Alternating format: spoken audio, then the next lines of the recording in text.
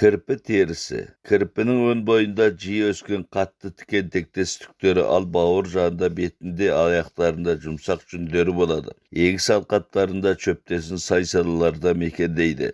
Kirpini ustab algandan keyin terisin sıdırıp alıp salkın jerge keptirip bir neşe bölüp talik untağın kosup sargaygacha kuvuratda talik untağın elip alıp taslap salkın jerde saktaydı. Çünün kırıp keptiredi. Gelmekte tәtті dämdi tavuğsuz boladı. Birinci resep çürük aynıp kusqanda kirpinin terisini örtüp küydürüp külün sumen nemisi arakpen şedi.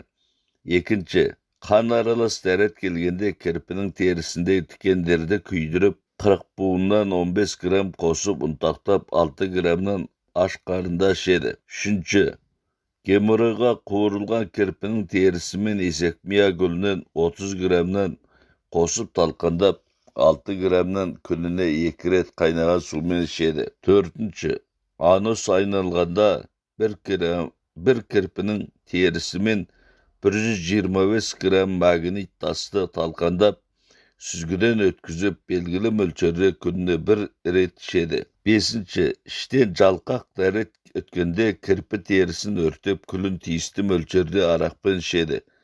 Altıncı, kuğuk tübünün bezi kabınganda büyrekке tas baylanganda kirpinin eki terisini keptirip untaktı 40 bölökке bölüp tаңертең және кешке ішеді. Жетінші, murundan kan akkanda kirpi terisini örtüp külün untaktap 1,5 gramdan maqtanın arasına orap murunga tığındaydı. Sekizinci, asqazan avurganda kirpinin terisin kuvurup talkandap 6 gramdan gününe 3 ret kaynagan sumen içedi. Dokuzuncu, jatırdan kan kelgende 30 gram kirpinin terisini 15 gram çaş kömürün çaştı örtüp kömürge aynaldıradı. 15 gram çaş kömürün talkandap 6 gramdan gününe 2 ret içedi. 10. Şavkattın toktamağına kuvurulgan kirpi terisinin 60 gramın talkandap 6 gramdan gününe 2 ret içedi. 11. Kirpinin etin keptirip talkandap jegisi makav avruuna em boladı. 12. Kirpinin etin küydürüp külün talkandap ıslık suğa ezip taz jarasına jaksa jara jogaladı. Paylanı mölçeri 6'da 9 gram. Kirpi terisinin kuramında keratin, teri kırtısında serip belok may var. Koca çöp. Bul köp жылдық çöp tektesi ösümdük. Kıran gül kargaldak dep ataladı. Biyiktigi 15'te 150 santimetrege deyin. Sabağının çöp jağında koңur tüsті kılçık tәрізді japırak kınapşasının kaldıkları oladı. Japırağı kezektesip jiye ösedi. Jiyegi ara tüsті boladı. Çok bas gülü joğarı basında ösedi. Bas gül oranşı ösüp ülköy japırak siyahtı köp kavatlı juka perde tәрізді görünedi.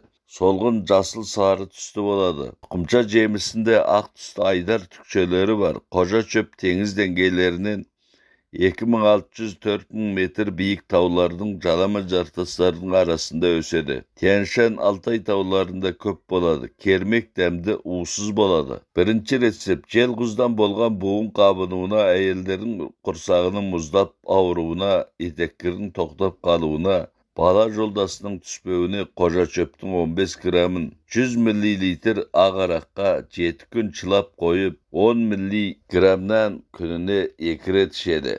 Ekinci, belsizlikке koca çöp kurt çöpten tiisti mölçerde alıp arakka çılap içedi. Üçüncü, kardan közdün karlığına, tыстın kaksauına koca çöptün 6'da 12 gramın çekireği çaynap jeydi. Nemesi suğa kaynatıp içedi. Dördüncü, jarakattan kan çıkkanda koca çöpten tiisti mölçerde alıp jaraga taŋadı. Paylanı mölçeri 1'de 1,5 gram.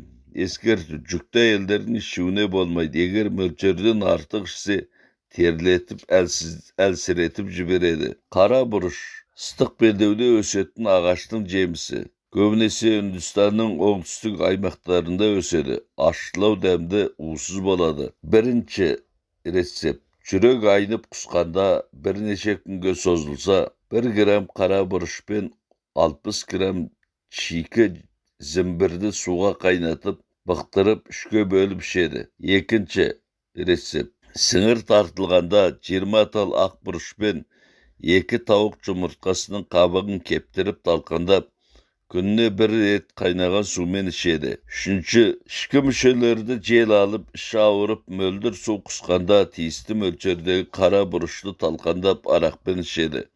Қайнаған сумен ішсе де болады. Ең қалтасына қышыма бөрткен шыққанда 10 дана қара бұрышты 2 литр суға қайнатып, суымен ауырған жерді күніне 2 рет жуады. Бесінші, құрт түсіп тіс қақсағанда бірнеше грамм бұрыш пен кипер шөпті қосып талқандап тістің қуысына қояды. Алтыншы, бүйрек қабынғанда тауықтың жаңа бір жұмыртқасын ұшынан тесіп 7 tal бұрышты, 7 tal ақ бұрыш, бұл жерде қара бұрыш емес, ақ бұрышты, қара бұрыш пен ақ бұрыштың парқы болады. 7 tal ақ бұрышты ішіне салады, тесіктің аузын қамырмен бітеп тастап, дәкімен орап қояды да буға пісіреді. Ересек адамдар күніне 2-ден, балалар күніне 1-ден 1 жұмыртқадан жейді. 10 күн бір емдеу басқышы болады. 3 күн демалғаннан кейін екінші емдеу басқышын бастайды. 3 рет 10 күннен, яғни 30 күн емделгенде арасын 3 күннен демалып, 30 күн емделген соң науқас адам сауығады. Бүйрек қабынудың осындай емі бар екен. 7-ші, қара бұрышты жылқының майына талқандап қайнатып, қол аяқты майласа сал ауруынан айығып кетуі мүмкін деп жазып. 8-ші, қара бұрышты емдеу ережелері бойынша жесе асқазанды жылытып суықты айдайды. Тамақты сіңіреді, сасық кекірікті кетіреді. 9-ші, суықтан болған жөтелге, демікпеге, көкіректің ауырғанына қара бұрышты тиісті мөлшерде талқандап ішеді. 10-ші, асқазанға жел байланып көп кекіргенде 7 tal қара бұрышты талқандап, оған тауықтың 1 жұмыртқасын чағып қосып, үстіне градусы жоғары ақ арақтан азырақ құяды да, сіріңкемен оталдырып, ақ арақты жандырып, ыдыстағы жұмыртқаны жейді. Күніне 1 рет 7 күн осылай істейді. Ескерту: адамды жылан шаққанда оның денедегі уытын білу үшін жылан шаққан адамға қара бұрышты шайнатады. Егер қара бұрыштың ащы дәмі ауызға айқын сезілсе, адамның жеңіл уланғанын білуге болады. Ал бұрыштың ащы дәмі онша сезілмесе, адамның қатты уланғандығы деп есептеледі. Пайдалану мөлшері 4 граммға дейін. Қара бұрыштың құрамында пиперон, қара бұрыш майсылтысы, сонымен бірге крахмал, ұшпа май, белок бар. Ағаштың піскен жемісі қара болғандықтан оны қара бұрыш дейді. Егер қара бұрышты бірнеше күн аққа шыласа, тазаланғаннан кейін ақ бұрыш болып шығады. Мен әгі бүйрек қабынғанда істететіннің 7 tal ақ бұрыш дегенім, сол аққа шылағаннан кейінгі ақ болған ақ бұрыш. Қабылан сүйегі. Қабыланның сүйегі науқасқа шипа болады. Қабыланды атып алғаннан кейін сүйегін күн нұрына немесе отқа қақтап кептіреді. Қабыланның тазаланған сүйегін сорғып болған соң талқандап пайдаланады. Ащы дәмді уысыз болады. Жел қоздырған созылмалы буын қабынуына қабылан сүйегінен сайсағыздан бежеден 30 грамнан алып 0,25 литр ақ араққа 5-7 күн чылап жылы жерге қойып қояды. Күніне 2 рет 10 грамнан ішеді. Жүкті әйелдер ішуге болмайды. Пайдалану мөлшері 10-15 грамм. Қалақай. Қалақай көп жылдық шөптектес өсімдік. Ол чақпа шөп, қышыма шөп деп те аталады. Биіктігі 15-30 сантиметр. Өн бойында чақпа түктері болады. Теріге тиіп кетсе шаян шаққандай үйітіп ауыртады. Сондықтан оны чақпа шөп деп атайды. 4 қырлы, сабағы тік өседі. Жапырақтары қарама-қарсы орналасқан. Uzun sabақты 3 жармалы келетін жапырағы ретсіз, қауырсын айрықты жапырақшаларға бөлінеді. Аталығы мен аналығы бөлек түптерде болады. Жаймасақ гүл шоғырлары қолтықта өседі. Гүлі жасыл түсті келеді. Қауашақ жемісі жұмыртқа тәрізді жалпақтау сұрғылт қоңыр түсті болады. Қалақайдың жер үсті бөлігі дәрі болады. Чөпті жаз күз мезгілдерінде орып алып турап кептіреді. Кейде тамырында дәріге қолдануға болады. Кермекте ащы дәмді улы болады. Бірінші рецепт: жел құздан буын қабынғанда қалақайдан тиісті мөлшерде алып қайнатып, кайнатпасымен ауырған орынды жуады. Екінші рецепт. Босанғаннан кейінгі құрыспаға, жас балалардың чошыма ауруларына қалақайдың жапырағы мен сабағынан азырақ алып суға қайнатып ішеді. Үшінші рецепт. Есек жемге жас қалақайдың жапырағын жаншып, шырынын жағады. Жылан шаққанда жас қалақайдың жапырағын жаншып, жараның аузына таңады. Бесінші рецепт. Қалақайдың жас жапырағын мұрынға жапсырса, аққан қанды тияды. Алтыншы. Қалақайдың жас жапырағын сығып, алынған сығындыны күйікке жақса жараны жазады. Қалақайдың тамыры ащы дәмді улы болады. Оның ем болатын аурулары буын қақсап ауырғанда, қалақайдың тамырынан тиісті мөлшерді алып, 3-5 күн ағараққа чылап, 5-10 мл күнде 2 рет ішеді.